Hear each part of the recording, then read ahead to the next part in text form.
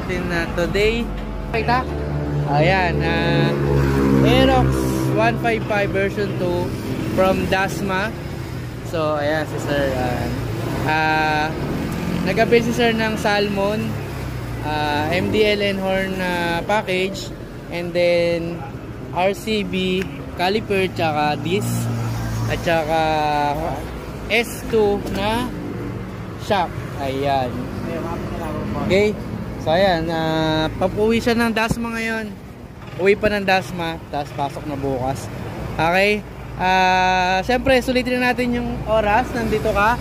Bumati ka muna ng mga taga Dasma. Bumati ka mga Dasma. Pagawa ito, Eco Work. Solid. Quality. Ayos. Ayan. Matagal nang gusto pumunta, kaso nadidelay. Nadidelay. Kaya ngayon lang natuloy.